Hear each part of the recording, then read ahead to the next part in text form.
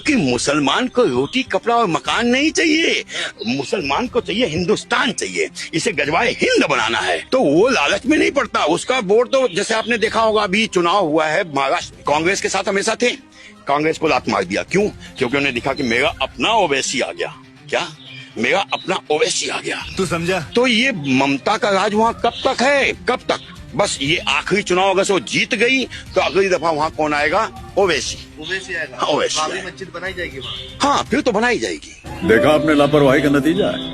ममता बनर्जी के राज में भी बाबरी मस्जिद बनाई जा रही है। बनाई नहीं गई, बनाई नहीं गई। बाबर का नाम तो हम इस देश की धरती पर लेना ही पसंद नहीं करते, उसकी बाबरी मस्जिद बनने भी नहीं देंगे। बात तो सही है। और हिंदू महासभा अपनी कोशिश कर रही है और करती क्या रहेगी। बाला साहब ठाकरे बन जाएंगे क्या?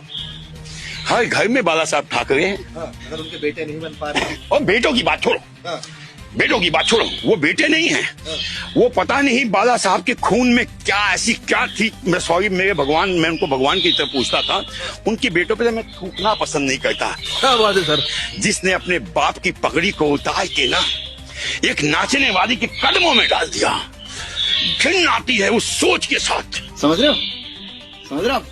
समझ रहे हो ना? और उन मराठाओं के साथ कि जो आज भी उसके साथ खड़े हैं, जो आज भी उसके साथ खड़े हैं।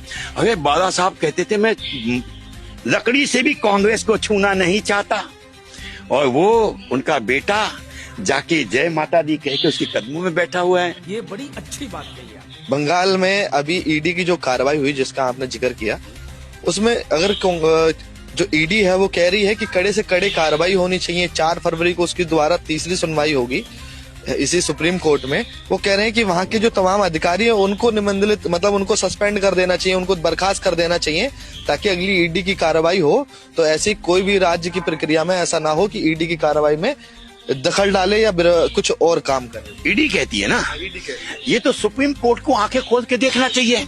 और अब हमें सुप्रीम कोर्ट से भी आशा होने लगी कि राष्ट्रवादी फैसले होंगे, और जिस दिन राष्ट्रवादी फैसले होंगे वो डीआईजी चोरी नहीं डकैती के जेल में जाएगा। डकैती के केस में जेल जाना चाहिए। ममता पे डकैती का मुकदमा बनना चाहिए। ममता पे तो डकैती का मुकदमा बनना चाहिए, क्योंकि चुपके से नहीं आई है। वो तो बंदूकें लेके 50-50 आदमियों के साथ में डीआईजी पुलिस को साथ में लेकर के आके उससे छीना है, लूटा है, चोरी नहीं किया, लूटा है। तो उस पे लूट का मुकदमा दर्ज होना चाहिए, वरना आने वाले समय में आप अक्सर सरकारों पे जब जिसके घर में भी छापा पड़ेगा ना, जैसे जिसके घर में भी छापा पड़े